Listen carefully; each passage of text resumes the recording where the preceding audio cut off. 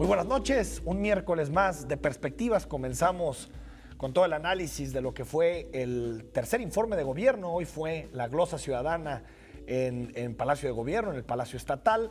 También ayer tuvimos cobertura especial aquí en Canal 44 por el mensaje, los 10, 12 minutos que dio de mensaje el gobernador del estado y muchísimos temas para hacer un balance de lo que ha sido este tercer año de Aristóteles Sandoval. Te saludo, Belén Zapata, ¿cómo estás? Hola, Enrique, una disculpa a nuestro auditorio y la voz no me jugó un poco en contra, así que solamente estaré en esta primera parte del programa, pero por obvias razones. Era importante estar en el inicio, sobre todo porque pues hace falta desmenuzar un poco más sobre este tercer informe de gobierno de Jorge Aristóteles Sandoval. Exacto, y ya lo platicábamos ayer, muchos matices, muchos debates en torno a este tercer año. El gobernador Aristóteles Sandoval se ha respaldado mucho en las cifras, ¿no? Particularmente, diría yo, Belén, en dos cifras, ¿no? Que tiene que ver con la generación de empleos.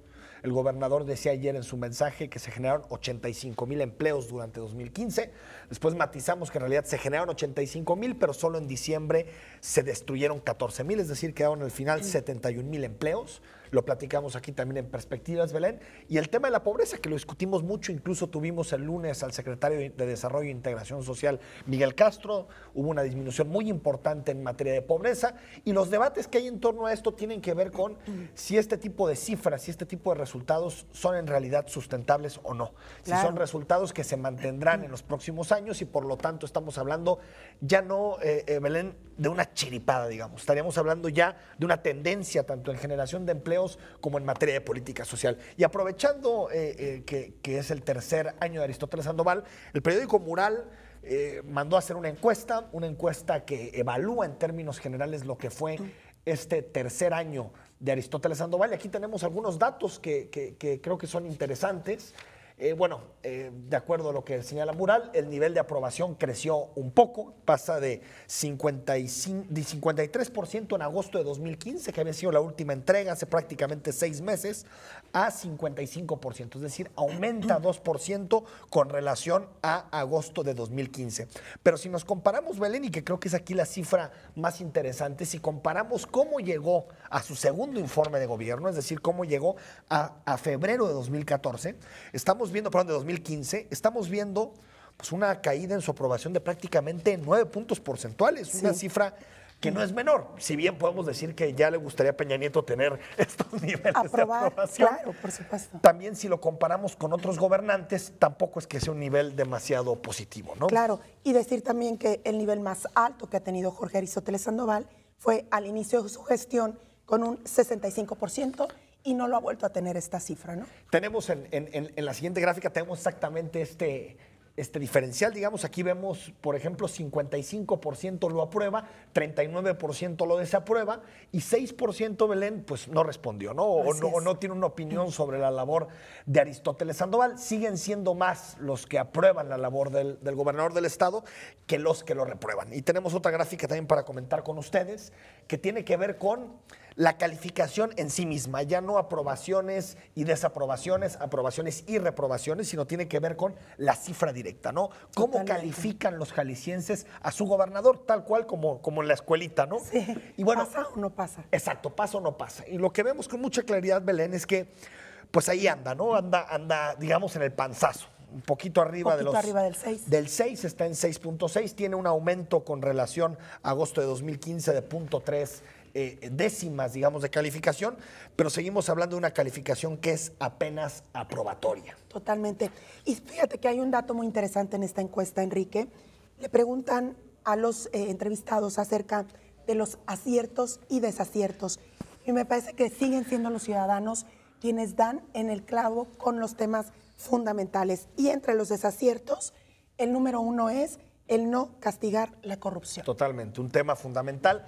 Lo hemos platicado que tras un sexenio, yo diría, bastante turbulento en materia de corrupción, el de Emilio González Márquez, un sexenio donde ha habido muchísimos temas, o que hubieron muchísimos temas en relación con la corrupción, bueno, desde Chalacatepec hasta los Juegos Panamericanos, podríamos pasarnos la noche casi hablando de lo que sucedió en aquel sexenio. Sin embargo, llegó el gobernador del estado con una agenda muy clara de revisar lo que había sucedido en el sexenio anterior. Sin embargo, lo que vemos es que no ha habido resultados, que el contralor Bañuelos Guardado ha hecho muchas declaraciones públicas, pero que al final prácticamente no queda en nada.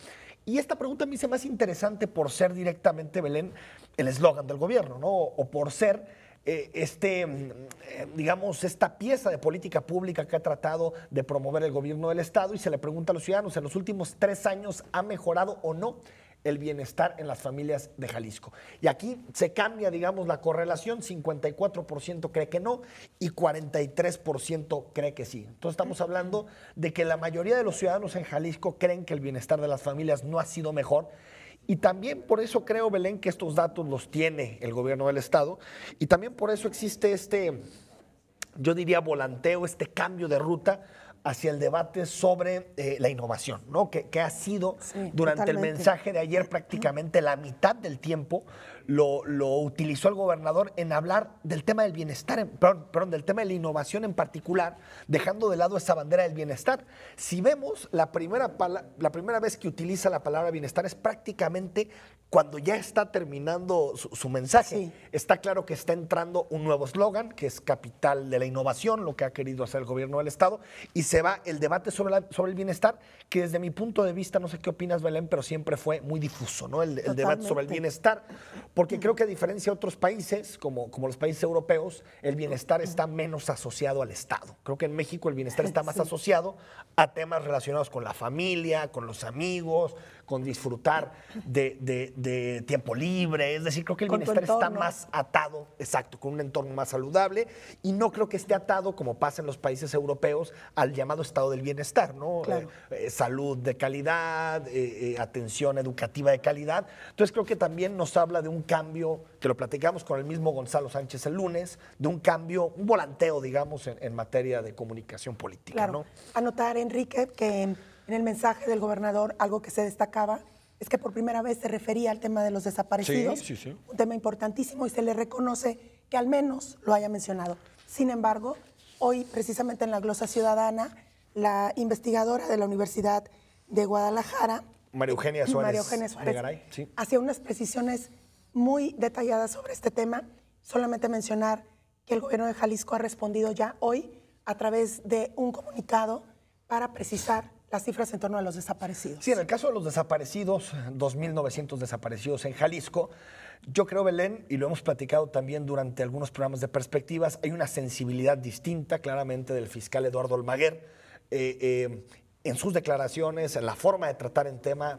Existe una diferencia muy clara con Luis Carlos Nájera. Yo ahí sí se me haría difícil que alguien dijera que no hay una, al menos en temas de comunicación, que no ve diferencias entre Luis Carlos Nájera y Eduardo Almaguer. Ahí está claro. Claro, sí. Pero lo que creo que se reclama tanto de la sociedad civil como de los grupos que están respaldando esta lucha por encontrar a los desaparecidos de muchas familias es que es una política pública integral, un proyecto integral que se ha acompañado de recursos económicos e institucionales, que eso es lo que al parecer es lo que le está faltando a este tema de los desaparecidos, que si bien se empieza a colocar en un nivel alto de prioridad del gobierno, al menos en lo discursivo, pero creo que ya cuando nos metemos a cuánto dinero se destina, aquí platicamos, si lo recuerdas, Belén, con la encargada de la oficina de búsqueda de desaparecidos y le preguntamos cuánto dinero tiene su parte, su oficina para encontrar desaparecidos. Y nos dijo, es que no tenemos presupuesto asignado, trabajamos con el dinero de la Fiscalía. A lo que me refiero es que prioridades que no están en el presupuesto son demagogia,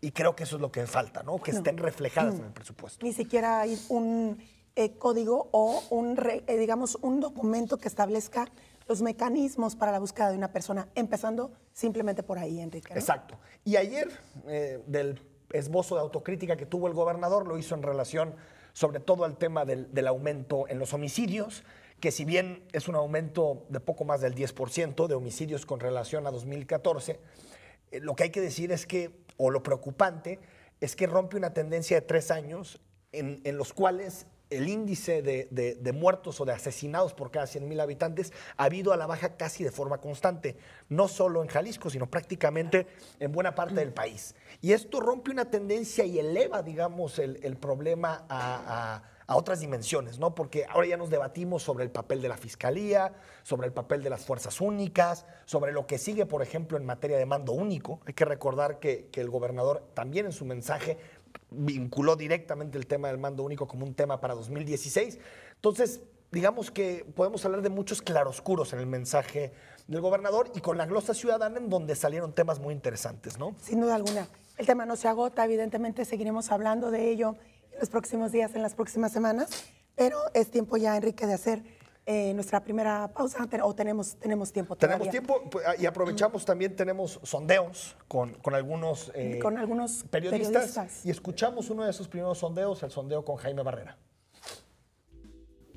Bien, a mitad de sexenio yo diría que en la gestión del gobernador Jorge Aristóteles Sandoval podemos hablar de lo bueno, lo malo y lo feo. Lo bueno, sin duda, es lo que se ha alcanzado en número de empleos, récord, no se habían alcanzado tantos empleos, el nivel de inversión extranjera, el volver a ser atractivo al Estado en esta materia en la que se había perdido liderazgo, y otro logro muy importante es cómo Jalisco fue el Estado que más mexicanos sacó de la pobreza. Lo malo, que no se ha avanzado en 3 de las principales propuestas del gobernador que planteó hace 3 años que asumió.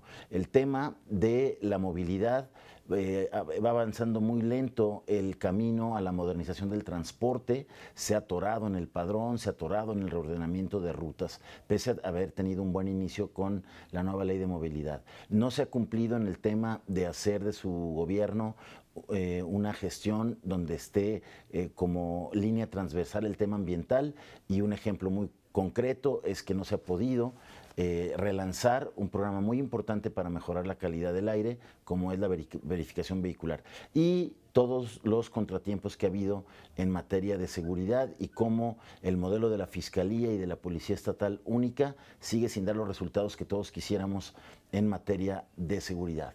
Y lo feo es el reconocimiento del propio gobernador, en el sentido de que no se podrá revertir en lo que queda de su gestión los déficits presupuestales para 2 temas fundamentales para mejorar el futuro del Estado, para avanzar en la equidad, en disminuir la brecha entre los que más tienen y menos tienen, que es el tema de la salud y la educación. No hay dinero para más médicos, para más enfermeras, para más profesores, para atender la demanda en estas obligaciones fundamentales del Estado. Bueno, muchas gracias a Jaime Barrera, director editorial de Milenio, por su opinión. Sí, muchas gracias. Tiempo de hacer nuestra primera pausa, Enrique.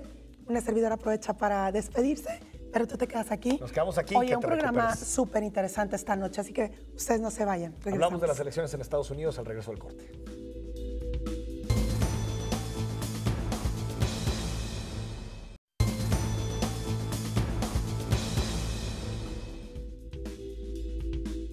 Estamos de regreso en Perspectivas. Gracias por seguir con nosotros esta noche de miércoles. Y antes de pasar con nuestro invitado, escuchamos la opinión del periodista Rubén Martín sobre los 3 años de Aristóteles Sandoval. Bueno, lo que presenta en el informe me parece, tanto digamos, en el contenido, algunas partes del texto que entregó a los diputados y digamos en la campaña publicitaria que lo rodea, me parece que, como suele ser frecuente en los informes de los gobiernos, hay cifras maquilladas, hay una realidad maquillada, presentando supuestos avances en distintas áreas que me parece que el resto de los jaliscienses no lo vemos. Es decir, si podría resumirlo, es como una realidad inventada desde el poder que no se comparte con las penurias que cotidianamente viven la mayoría de los jaliscienses. Cito algunos casos.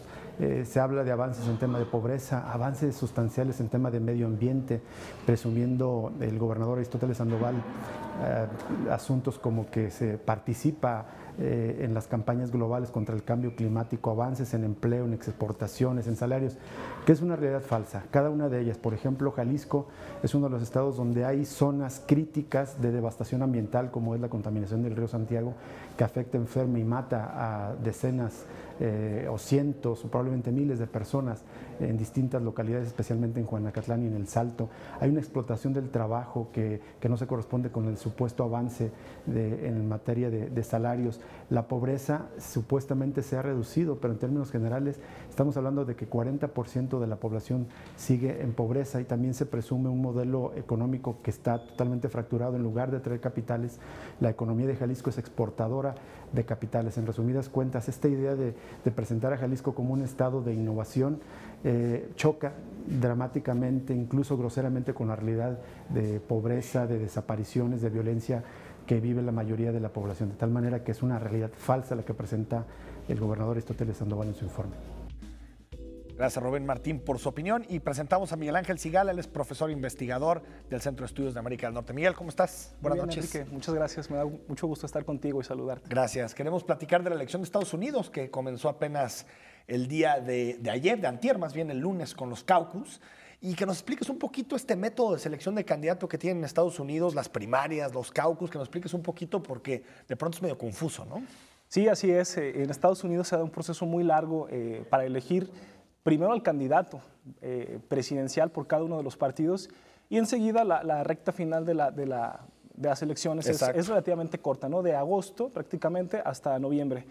Pero bueno, en realidad, formalmente las elecciones comienzan en el año de la elección, que es en este 2016. Sí. A partir de febrero, el 1 de febrero, si no me falla la memoria, Sí, el lunes. el lunes se llevó a cabo el primer caucus en el estado de Iowa, que es un símbolo, ¿no? del inicio de las elecciones y que tiene, digamos, la etiqueta el de simbolismo, ser... ¿no? Sí, claro, ser la primera de ser estación. la primera que marca Exacto, tendencia. Entonces, ya se llevó a cabo, sigue esta noche en New Hampshire, y que también, bueno, esperemos los resultados. Lo importante es que se supone que marcan tendencia, quizá no definitoria, pero sí marcan tendencia de cuál va a ser el candidato por cada partido a contender por la presidencia. Y explícanos qué es esto del caucus o asamblea, digamos, si le podemos Sí, ir a básicamente son dos formas generales en que se llevan a cabo las famosas elecciones primarias para elegir al candidato.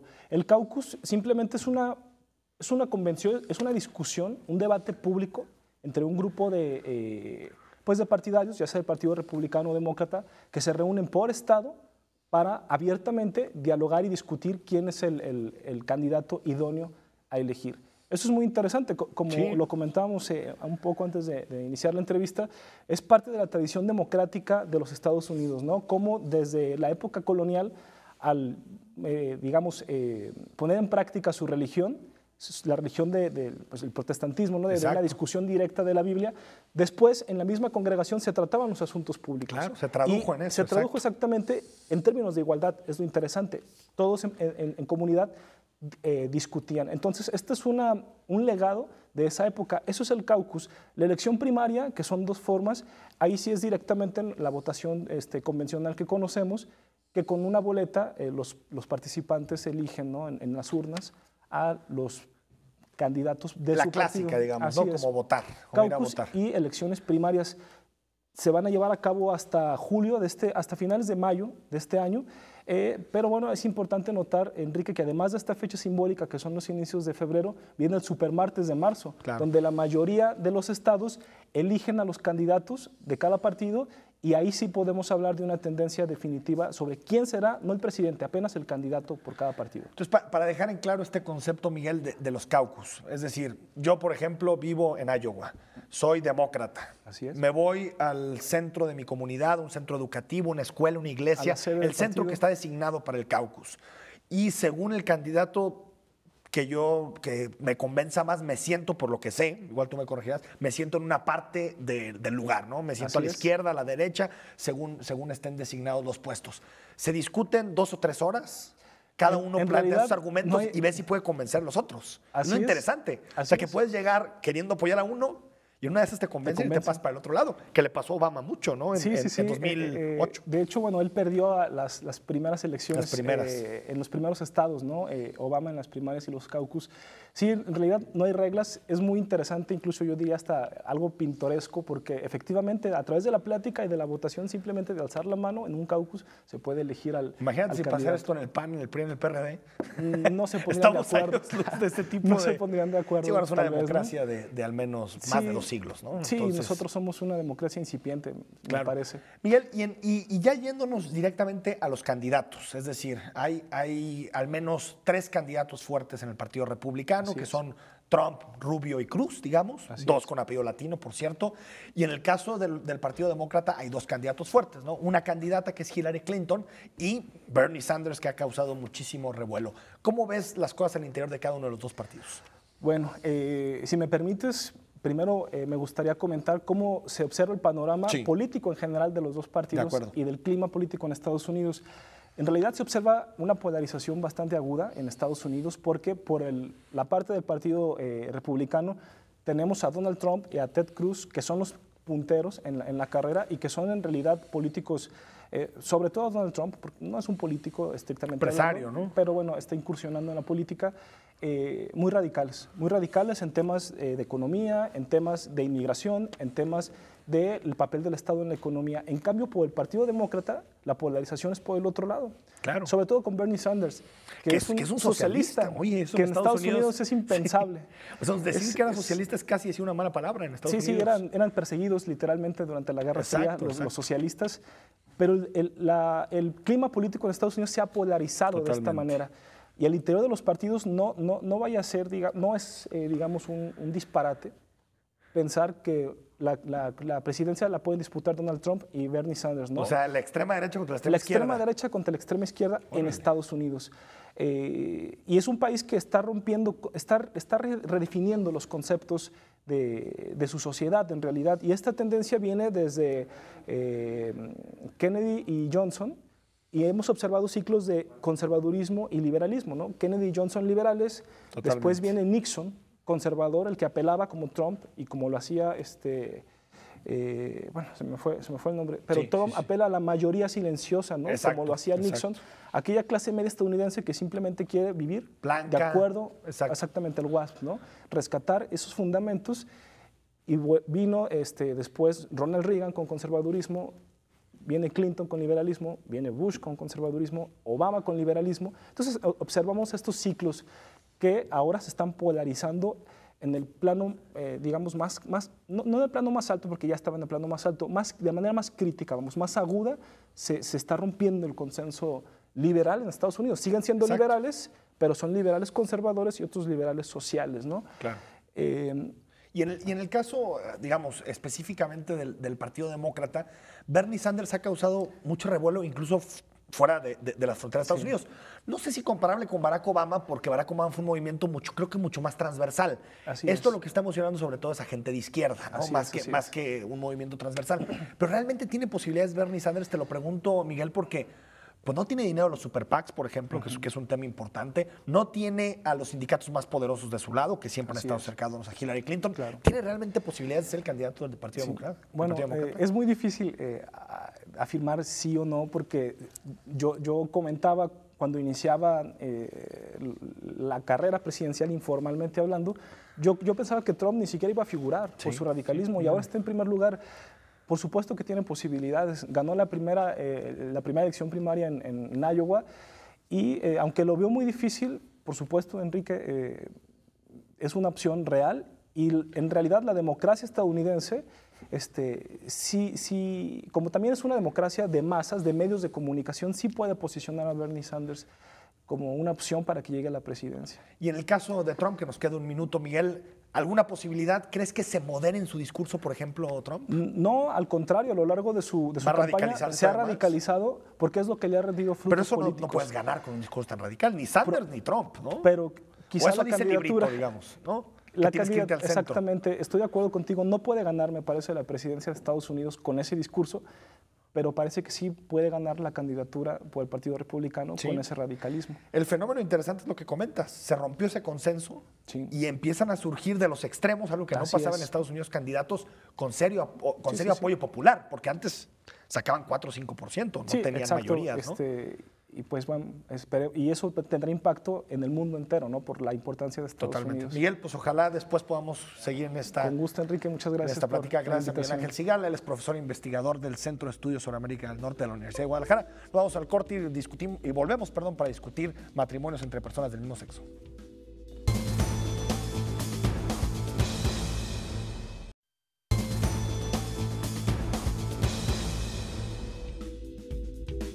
Estamos de vuelta en Perspectivas. Muchas gracias por seguir esta noche con nosotros. Y vamos a una tercera opinión de periodistas sobre el tema de Aristóteles Sandoval, sobre el tercer informe de gobierno. Ahora escuchamos a Ricardo Salazar. Del mensaje de Aristóteles Sandoval, con motivo de su tercer informe, destacaría dos aspectos, uno positivo y uno negativo. Atendiendo a la petición de los priistas de ver el lado positivo, comencemos con lo que tiene palomita, la movilidad. Ya este año se han empezado a ver cambios importantes, como por ejemplo el programa Mi Bici, el lanzamiento del mismo y la ampliación, y también el hecho de poner algunas unidades del transporte público, como los nuevos trolebuses, racks para bicicleta. Eso va a motivar la movilidad multimodal, que a su vez se va a reforzar con el uso de tarjetas de prepago que ya están en operación, tanto en el macrobús como en el pretren, el citren y el trolebús.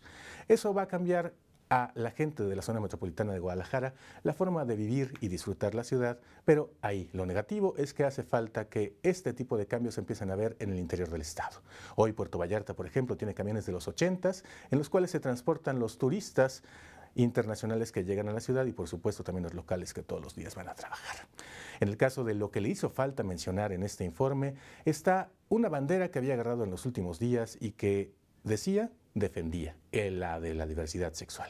Esto por la Suprema Corte de Justicia de la Nación, el fallo que tuvo en torno al matrimonio igualitario que el gobierno de Jalisco dijo acatar y defender. Pues bien, le faltó decir que en los últimos años en Jalisco ha habido 66 casos de homofobia y también le faltó decir que hay un combate necesario a estos crímenes con la creación, por ejemplo, de una fiscalía especializada para atender esos crímenes. También le faltó decir que además de la legislación del matrimonio igualitario, hacen falta otras como por ejemplo la de identidad sexogenérica que dará seguridad jurídica a cientos de ciudadanos de Jalisco que hoy no la tienen porque sus documentos muestran un rostro distinto al que muestra su actual identidad. Gracias, Ricardo Salazar. Algunos comentarios de nuestro amable auditorio sobre el tema tanto de Aristóteles Sandoval como de Estados Unidos. Nos dice César Aguayo, no ha servido para nada la seguridad en Jalisco. Carlos Rowe, aciertos, no encuentro ninguno. La pregunta sería sus principales fallas o sus promesas incumplidas. Emily, pésima gestión en transporte público y seguridad, mejor en medio ambiente. Charlie Vázquez, debió haber hecho pública la fecha de la consulta con la misma intensidad que hizo campaña en radio, televisión, espectaculares, tarjetas telefónicas, así veríamos qué opina todo Jalisco y no solo sus afiliados. Y el doctor Alcocer nos dice como que quiere y no ha podido. Creo sinceramente que no tiene equipo y está haciendo lo que hace Alfaro. Bueno, ahí están todos los comentarios sobre el tema de Aristóteles Sandoval. Y ahora discutiremos matrimonio igualitario, un tema que está en el debate público actual en Jalisco, y presento a Luis Martínez de Jalisco es Uno por los Niños. Luis, ¿cómo estás? Buenas noches. Mucho gusto, Enrique. Buenas noches. Y también a Luis Guzmán de Códice. Luis, ¿cómo estás? Gracias, Enrique. Buenas noches. Muy bien. Oye, batalla de Luises, ¿eh? Hoy sí los dos. Los tocayos. Aunque sea eso, comparten, ¿no? Así es. Empezamos contigo, Luis Martínez. ¿Por qué el matrimonio igualitario no? Ok. Primero que nada, es muy buena la pregunta que haces porque hay que aclarar qué es lo que estamos buscando. En primer lugar, las personas con atracción al mismo sexo tienen todo nuestro respeto. Hay que aclarar contundentemente que no estamos buscando quitar derechos a nadie, derechos humanos, por supuesto que no. Y cualquiera de los que estamos defendiendo desde Jalisco es Uno por los Niños, y estoy seguro que también nuestros seguidores seríamos los primeros en buscar sus derechos, como puede ser derecho a la vivienda, derecho a la vida, derecho a la salud, todos porque son personas humanas, tienen una dignidad trascendente. El tema quisiera centrarlo adecuadamente.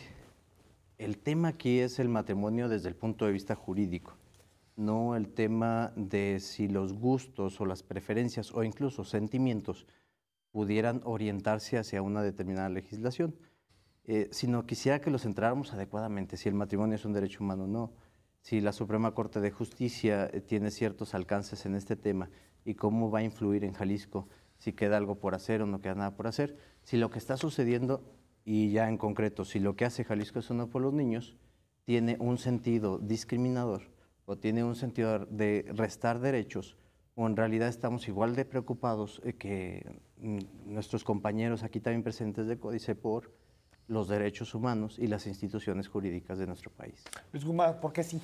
¿Por qué sí? Porque es un tema de derechos humanos, Enrique, porque es un tema de libertades, un tema de igualdad jurídica, y es por eso que nosotros tenemos muchos años pugnando no solo por el matrimonio entre personas del mismo sexo, sino por todo el reconocimiento de los derechos de las personas de la diversidad sexual, y bueno, aunado a todos los demás derechos, mujeres, personas con discapacidad, porque nosotros creemos que vivir sin discriminación nos hará crecer como sociedad. Y ya mencionabas algunos temas, Luis Martínez, que tienen que ver con tratar de centrarlo en si es un debate relacionado con derechos humanos, si es un debate relacionado con las facultades que tiene la Suprema Corte de Justicia de la Nación para este tema, pero me gustaría preguntarte, se ha dicho mucho, se ha debatido mucho sobre la etimología de la palabra matrimonio, y que si la palabra matrimonio viene de mater y que por lo tanto está vinculado directamente a la procreación. ¿Tú crees que ese argumento es válido para esta institución y para todas las demás?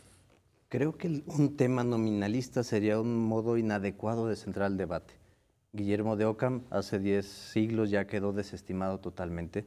Un tema de etimologías creo que es muy superficial y vago. Claro. El tema más Entonces bien, no habría problema ahí, digamos. el tema más bien es más a fondo. Toda palabra, todo concepto, en lógica le llamaríamos toda idea manifestada en un término, tiene unas consecuencias y unos caracteres, unos elementos esenciales. Materia y forma, esencia, objeto, predicables. Entonces el asunto es más profundo que eso. Si yo le llamo, por ejemplo, y nos los enseña a todos los abogados, si yo tengo un contrato que se llama contrato de comodato, pero en sus articulados se trata en realidad de un contrato de compraventa, aunque se llame contrato de comodato, los abogados lo consideramos de naturaleza de compraventa. ¿A dónde voy con esto? El tema del matrimonio no es un tema de nombre. El tema del matrimonio es un asunto de si realmente yo puedo ajustar instituciones ajenas a mi ámbito subjetivo para hacerlas a la medida, llamándole discriminación e igualdad. Pongo un ejemplo. Si yo vendo una casa y yo te vendo a ti mi casa y hacemos un contratito a mano, tienes mi casa, pero ante terceros no podrías hacer valer tu derecho. Y entonces tú podrías ir a la Suprema Corte y decir, oye, me están discriminando porque fulanito que compró una casa sí puede hacer valer su derecho y yo no. ¿Por qué? Entonces, tienen que hacer los contratos escritos sin formalidad y sin solemnidad de compraventa adecuados y suficientemente válidos para que todos tengamos igualdad. Pero entonces en realidad, entiendo el asunto sí.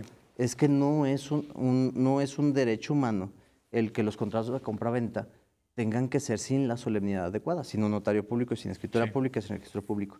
Se trata de una institución ajena a mi derecho subjetivo. Hay que distinguir derecho objetivo y derecho subjetivo. El asunto es que el matrimonio pertenece al derecho objetivo y yo no puedo exigir que el matrimonio carezca de ciertos elementos que hablábamos, la idea y su esencia, para yo hacerlo a mi modo. O sea, el matrimonio es ajeno a mí. Eso. El matrimonio es ajeno a mí. No lo digo yo, lo dice Héctor Fix-Zamudio en su libro Los elementos esenciales de la interpretación constitucional. ¿Y lo dice en el tema del matrimonio? Lo dice en el tema de la interpretación constitucional, No, que lo tenemos es un aquí. Constitucionalista respetable. Exactamente. Y él lo que dice es, ya con esto termino, la Suprema Corte debe tener como límite a su interpretación judicial la objetividad. Es decir, el objeto es este, no lo puedo cambiar, aunque yo subjetivamente quisiera hacerlo. No es un tema de discriminación, sino el objeto real que estamos legislando. ¿Es un tema de derechos humanos? Es un tema de derechos humanos, Enrique, porque implica personas. Es un tema que, bueno, es a nivel global. No estamos ajenos de este nuevo cambio por el respeto a los derechos humanos en Latinoamérica y a nivel mundial. Aquí en México nosotros hemos tenido un avance muy importante desde la reforma de derechos humanos de junio del 2011, donde esta transversalidad de estas políticas públicas de respeto a los derechos humanos incluyen la igualdad y el respeto a este tipo de derechos, y el matrimonio pues no puede quedar ajeno a él. Es un tema de derechos humanos, un tema de constitucionalidad, y es así como lo resolvió la Suprema Corte de Justicia de la Nación, no solo en esta resolución última en el caso Jalisco, sino en otras muchas desde el año 2010 y específicamente a mediados del 2015, donde pone jurisprudencias para que los juzgadores sigan este criterio, y ahora el caso específico de Jalisco, una acción de inconstitucionalidad promovida por la Comisión Nacional de los Derechos Humanos que da certeza a que el Código Civil del Estado de Jalisco debe ser reformado para permitir el matrimonio entre parejas del mismo sexo. Luis Martínez, entonces, digamos, para ir al centro de tu argumento, más allá de legalismos y este debate, el matrimonio, si es un derecho o si es ¿Cómo te gustaría Derecho llamar? Una humano. institución. Es una institución social. Es una institución social que le aplica a los heterosexuales. ¿Por De qué hecho, no le podría aplicar a los Ni homosexuales? siquiera lo digo yo. La Suprema Corte de Justicia en unas jurisprudencias anteriores la definía exactamente como la define el Código Civil de Jalisco.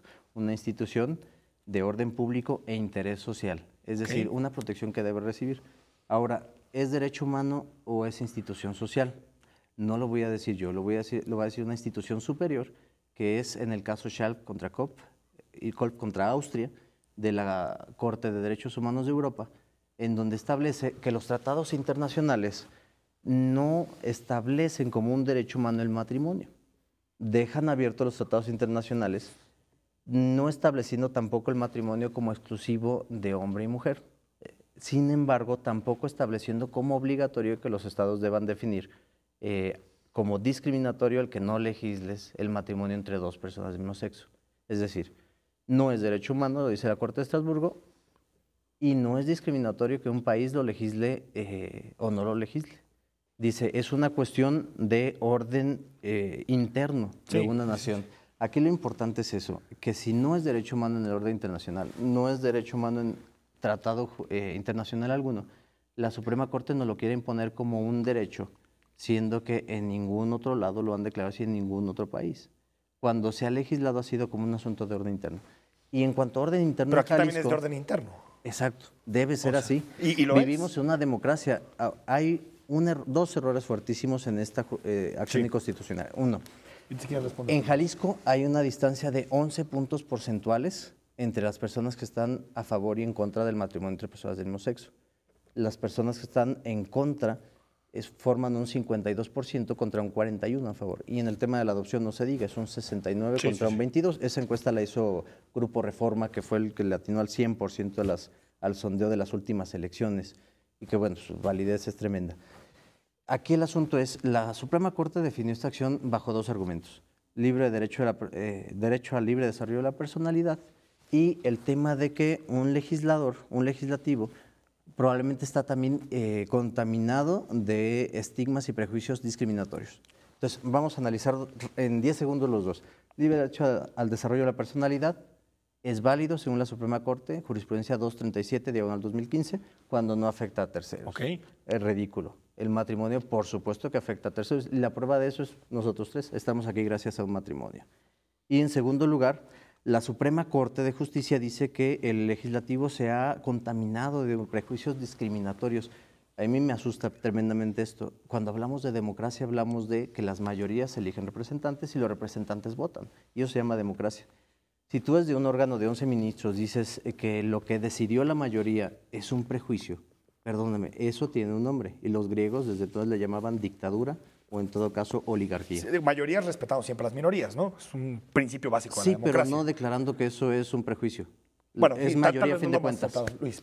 Bueno, nosotros podríamos seguir aquí tratando de debatir y sintiéndonos los constitucionalistas. La verdad es que en el país el máximo tribunal es la Suprema Corte de Justicia de la Nación. Ya dictó esta sentencia apegada a lo que dicta la Constitución, el artículo 1 que habla de la no discriminación, el artículo 4 que habla de la igualdad entre hombre y la mujer, el derecho que tenemos a formar una familia todos los ciudadanos. Y bueno, decía el compañero que todas las personas, o al menos suponía que todos los que estamos en esta mesa venimos de un matrimonio. Y bueno, pues aquí en el país no todas las parejas están casadas. No es forzoso, claro. Y bueno, no es necesario que una mujer pueda tener un hijo o un hombre con estar casado. Entonces, bueno, esta es una institución social, un contrato que se celebra entre dos personas y es por eso que no hay argumento jurídico que pueda decir que solamente puede ser entre un hombre y una mujer y es por eso que la Suprema Corte de Justicia de la Nación determina que cualquier persona pueda casarse con cualquier otra por el principio de no discriminación. Vamos a un corte y regresamos a platicar con los Luises, uno de Jalisco es uno por los niños, el otro de Códice, sobre este tema del matrimonio igualitario. Regresamos.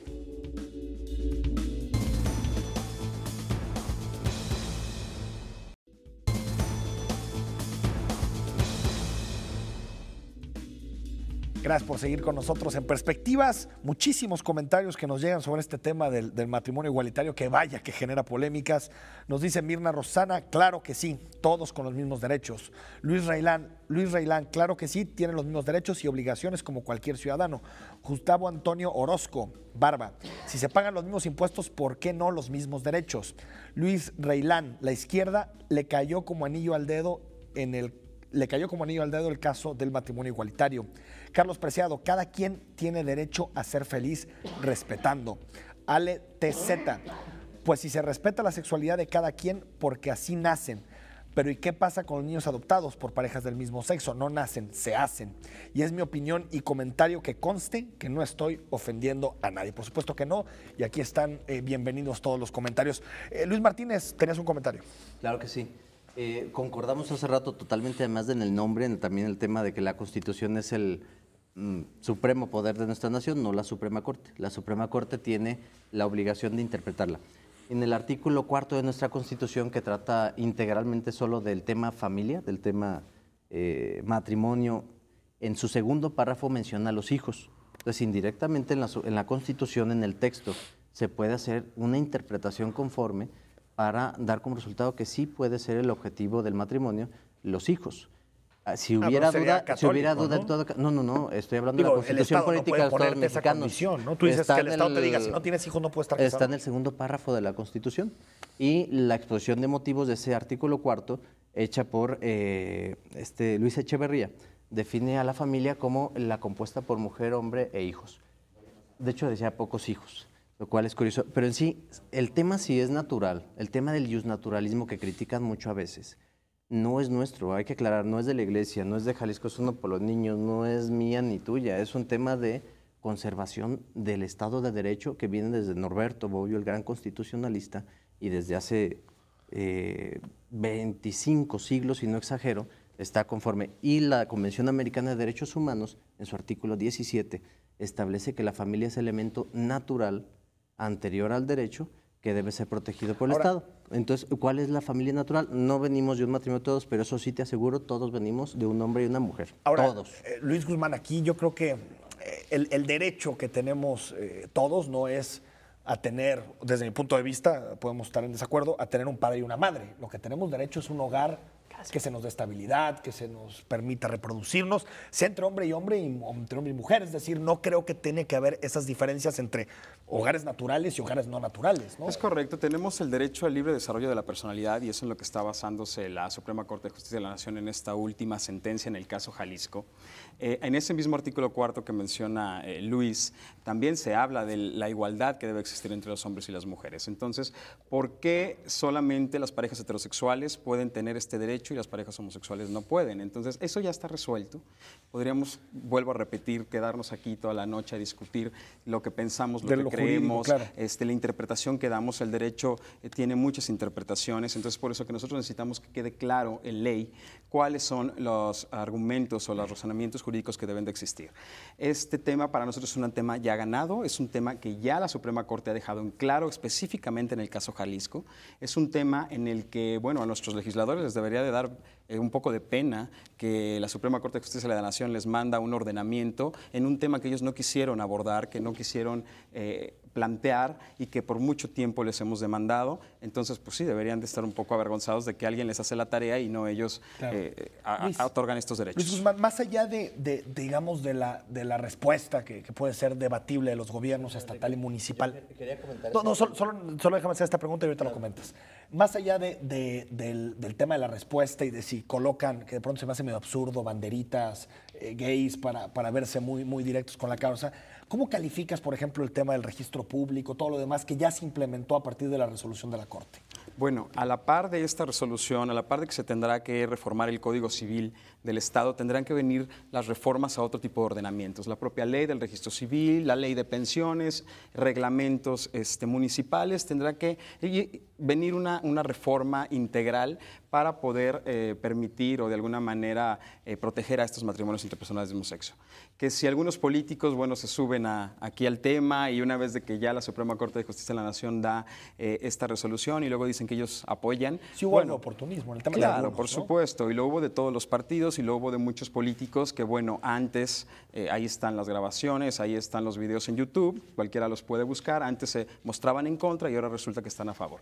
Bueno, para nosotros eso es muy importante, aunque antes se mostraran en contra, ahora el hecho de que lo demuestren, el hecho de que el gobierno del Estado haya cambiado su logotipo de Twitter, de Facebook, que haya emitido un comunicado, para nosotros es muy importante porque abona a la visibilidad, abona a reducir esta discriminación por la que hemos luchado desde hace mucho tiempo y nosotros creemos que este es un cambio generacional. Nosotros esperamos que las nuevas generaciones en unos cuantos años no tengan que vivir la discriminación que muchos ya vivimos en el pasado. Luis Martínez, te quedaste con un comentario, Claro, disculpa. gracias. Primero, el dejar muy en claro que no está nada resuelto todavía, que la acción de inconstitucionalidad, al igual que las jurisprudencias, es sustituible, que en cualquier momento, así como alguna vez definió la familia la Suprema Corte diferente, lo puede volver a hacer. E incluso en este punto, lo que da pena no es que lo haya hecho la Suprema Corte, lo que da pena es que algunos políticos se sienten y digan sí a una invasión de poderes. Se sienten y digan sí y no quieran defender la familia. Por ahí, como bien dice mi tocayo, algunos políticos en campaña decían yo amo a Guadalajara, yo estoy en contra de los matrimonios homosexuales, lo dijo Alfaro, lo dijo Villanueva, lo dijo Petersen, y ahorita pues en concreto los que gobiernan Guadalajara, Zapopan y Jalisco vemos todo lo contrario. El punto es que todavía hay mucho que hacer, tan solo los legisladores consideren la jurisprudencia 87/2008. Incluso lo que se puede hacer es derogar los 3 artículos que dice la Suprema Corte y vuelves a poner exactamente el mismo texto en otro numeral. Y esa jurisprudencia te dice que cambiar de numeral los articulados no son un acto legislativo nuevo. Entonces, no solo defendiste el matrimonio, defendiste tu soberanía, defendiste la familia y defendiste a tus niños, es querer. Y eso no da pena, eso da orgullo. Y si los diputados se atrevieran a hacerlo, tendríamos entonces un Jalisco fuerte defendiendo su federalismo, defendiendo su autonomía. Si nos congratulamos oportunistamente en 11 cuates que quieren decidir por 120 millones y nos alegramos y esto ya se resolvió, entonces no nos quejemos después que bajo el tema del libre desarrollo de la personalidad nuestros niños puedan consumir droga. No nos quejemos después que bajo el tema de esta acción de inconstitucionalidad vengan extranjeros felizmente a llevarse a los 4,000 niños de Jalisco que tienen entre 6 y 17 años, para que esto se convierta en un paraíso de atracción de niños. Estamos exagerando. No, las cifras que estoy dando son correctas. Sí, son correctas. pero, Y no me estoy yo sé saliendo que del es el tema. discurso del miedo, pero- El libre desarrollo de la personalidad es un grave error, que, ok, por coyuntura coincidió con el tema que ustedes manejan, pero aprueben ese tema si quieren o discútanlo bajo otro argumento. El libre desarrollo de la personalidad es negar incluso los fundamentos mismos del ser humano como Ahora, un Luis ser Martínez, político. Aristóteles decía, yo son entiendo, pero políticos. déjame hacer aquí un comentario. Nada más termino la idea rapidísimo. Sí, es Para que- Aristóteles el hombre era un ser social. Y la Suprema Corte dice, puedes hacer lo que quieras con tu vida mientras no dañes a terceros. Es contrapuesto. La naturaleza humana es social. Y Entiendo. lo que yo haga, si me drogo, no me daña a mí, daña a mi familia y daña a terceros. Ahora, aquí hay un tema, digo, yo entiendo que se parten de premisas distintas y tú dices, se dañan los niños porque no tienen un padre y madre, tú dices que no, y yo estoy ahí más de acuerdo contigo de que creo que es un derecho, el derecho es un hogar, el libre reproducción sin importar si es pareja homosexual o heterosexual. Pero lo que sí no entiendo, Luis Martínez, es el tema de la Corte. Te lo digo porque cuando ha habido resoluciones conservadoras, como por ejemplo en el tema del aborto, cuando privilegió en el caso de Baja California Norte, el darle la soberanía a Baja California Norte para que legislara como Pudieran quisiera, decidir. no vi esta euforia por el desacato. Entonces parece que de pronto es obedecemos las resoluciones que nos gustan y las que no nos gustan pedimos desacato. O somos institucionales o no lo somos. Hay un mal enfoque empezando porque es la primera vez en la historia de México que una acción de inconstitucionalidad conlleva en los resolutivos estas consecuencias. Afirmar lo violar el contrario es federalismo, desconocer la historia. violar el federalismo es miles de veces, la ¿eh? primera acción de inconstitucionalidad que hace esto. Empezando porque no había aplicado ninguna acción de inconstitucionalidad en normas generales referente a instituciones tan importantes como el El matrimonio. aborto también lo discutió, ¿eh? No fue por acción de inconstitucionalidad. Pero bueno. Fue una controversia Un comentario, constitucional. Luis, que Claro no que has sí, hablado Enrique. mucho. Mira, esto de decir que se atenta contra la familia y que se atenta con los niños es tema mucho más gastado y sin ningún argumento para nosotros. Nosotros formamos familias, provenimos de familias, entonces no estamos destruyendo ninguna familia. ¿Cuál es la familia que ellos comentan que se atenta? Bueno, la familia que ellos consideran y que quieren imponer, ¿no? Ya por ahí también la Suprema Corte de Justicia de la Nación ha dictaminado que no existe un solo modelo de familia, sino que existen diferentes modelos y nosotros también integramos familias. En el momento que dos personas del mismo sexo se casan, están formando una familia y si deciden tener hijos propios, porque también los gays y lesbianas podemos tener hijos propios, no necesitamos adoptar, hay mucha gente que tiene parejas del mismo sexo que tienen hijos propios e incluso este tema de la adopción de parejas del mismo sexo tendrá que venir aparejado con el tema del matrimonio igualitario. No podemos otorgar unos derechos y dejar de lado otros. El tema de la adopción deberá ser una realidad, como ya lo es en la Ciudad de México, como ya lo es en Coahuila y como posteriormente será en todas las entidades. Leo unos tweets y te paso. Creo que una confusión sería aquí, y bueno, sí tenemos que aclararla por honestidad para el público. Aquí lo que se está discutiendo no es si dos personas pueden convivir en su casa. Aquí lo que se está discutiendo no es si dos personas se pueden amar, porque luego tienes un gobernador y de repente gente diciendo que en Jalisco todos podemos amar a quien queramos.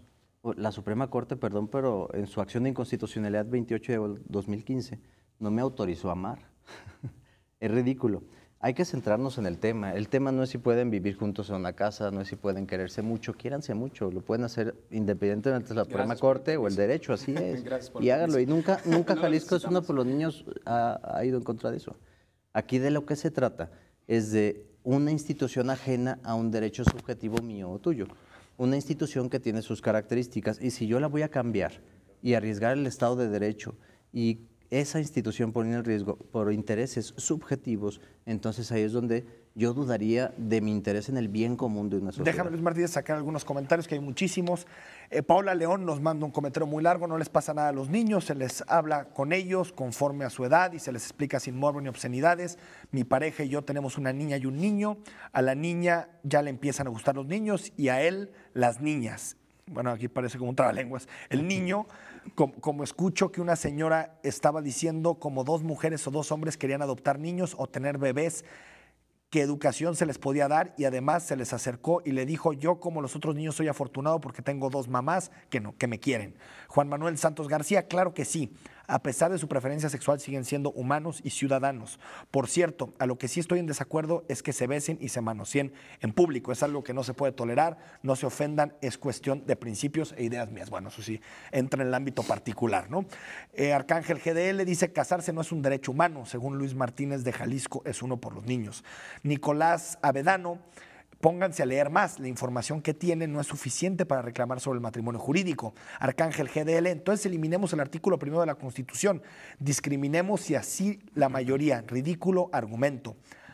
Ari Cárdenas: Luis Martínez le da muchas vueltas a las preguntas que le hacen, debería de ser concreto. Bueno, nos tenemos que despedir, Luis Martínez. Voy a ser concretísimo. Se acabó el tiempo. Discúlpame, Ahora sí que me están matando de allá. Ojalá algún día se pueda volver a Se va a volver a repetir y seguramente este debate. Muchas gracias, Luis Martínez Enrique, de Jalisco es uno por los niños. Gracias por haber estado gusto aquí. saludarte. Y a Luis Guzmán de Códice, muchas gracias. Gracias, Enrique. Para nosotros es un logro. Gracias por la invitación. Gracias, muchas gracias. Que estén muy bien. Y también por su civilidad.